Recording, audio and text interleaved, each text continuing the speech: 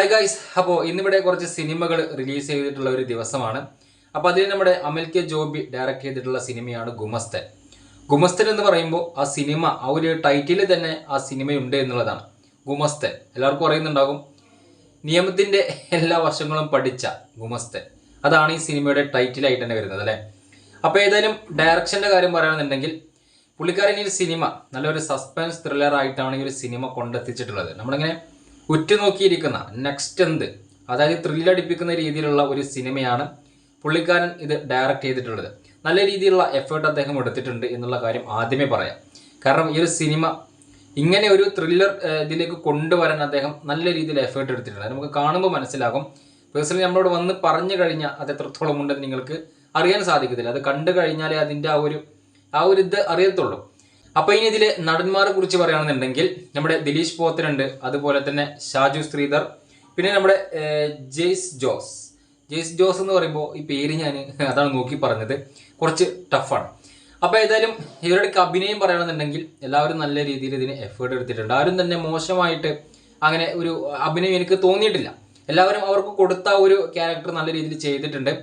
പിന്നെ നമ്മുടെ ഗുമസ്തൻ എന്ന് പറയുന്നതാണ് ഈ പറയുന്ന ജെയ്സ് ജോസ്. അപ്പോൾ പുള്ളിക്കാരൻ്റെ അഭിനയം പക്കയാണ്. അതായത് ഈ ജെയ്സ് ജോസ് എന്ന് പറയുമ്പോൾ ഈ ഗുമസ്തൻ്റെ സ്വഭാവം എന്താണ്, അദ്ദേഹത്തിൻ്റെ ക്യാരക്ടർ എന്താണ് എന്നുള്ളത് ഈ സിനിമ തുടങ്ങുമ്പോൾ തന്നെ ആ ഒരു ടൈമിൽ തന്നെ നമുക്ക് മനസ്സിലാകും. കാരണം എല്ലാ കാര്യങ്ങളും അദ്ദേഹത്തിൻ്റെ ക്യാരക്ടർ എന്താണ് എന്നുള്ളത് ഇത് നമുക്ക് ആ ഒരു സിനിമയിൽ തുടക്കത്തിൽ തന്നെ കാണുന്നുണ്ട്. തുടക്കം തന്നെ അദ്ദേഹം ഒരു വ്യക്തിയോട് കുറച്ച് കാര്യങ്ങൾ ഇങ്ങനെ പറഞ്ഞിട്ടുള്ള ആ ഒരു രീതിയിലേക്കാണ് വരുന്നത്. അപ്പോൾ അതുകൊണ്ട് തന്നെ ആ ടൈമിൽ തന്നെ നമുക്ക് ഇതിൻ്റെ ആ ഒരു കിടപ്പോശം മനസ്സിലാകും, പുള്ളിക്കാരൻ്റെ ക്യാരക്ടർ എന്താണെന്നുള്ളത്. പിന്നെ ഞാൻ പറഞ്ഞു വെക്കുന്നത്, ഇതിൽ BGM കാര്യങ്ങളും കുറച്ച് എനിക്കെന്തോ അങ്ങോട്ടും ഇങ്ങോട്ടും ആയി ചെറിയൊരു ഫീലിംഗ് തോന്നിയിട്ടുണ്ടായിരുന്നു.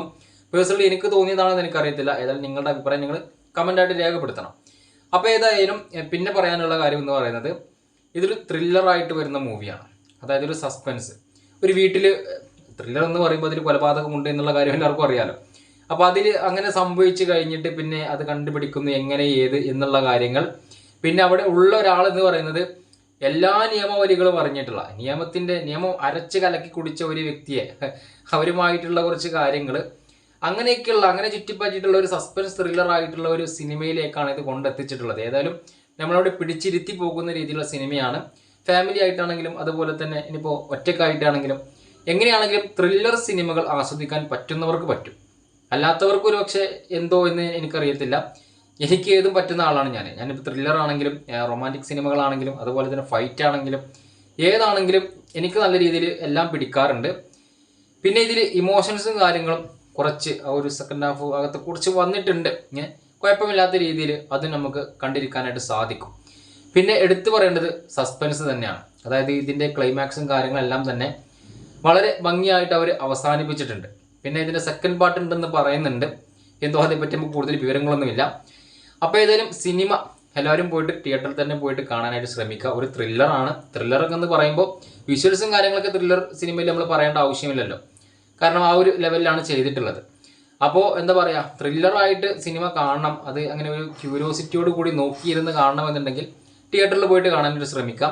ഏതായാലും നിങ്ങളുടെ അഭിപ്രായം നിങ്ങൾ തീർച്ചയായിട്ടും വിലപ്പെട്ട അഭിപ്രായം ജസ്റ്റ് കമൻറ്റായിട്ട് രേഖപ്പെടുത്തണം. എൻ്റെ ഒരു അഭിപ്രായം പറയുകയാണെന്നുണ്ടെങ്കിൽ സിനിമ പക്കയായിട്ടുള്ളൊരു സിനിമയാണ്. നമ്മുടെ തലവൻ എന്ന് പറയുന്ന സിനിമ ഇറങ്ങിയിട്ടുണ്ടായിരുന്നു. അതിൻ്റെയൊക്കെ ഒപ്പത്തോടൊപ്പം നിൽക്കാൻ പറ്റുന്ന ഒരു സിനിമ, അങ്ങനെയുള്ള ഒരു സിനിമയായിട്ടാണ് എനിക്കത് പേഴ്സണലി ഫീൽ ചെയ്തിട്ടുള്ളത്. ഏതായാലും നിങ്ങളുടെ അഭിപ്രായം ജസ്റ്റ് തീർച്ചയായിട്ടും കമൻറ്റ് ചെയ്യുക. അടുത്തൊരു വീഡിയോ ആയിട്ട് വരാം.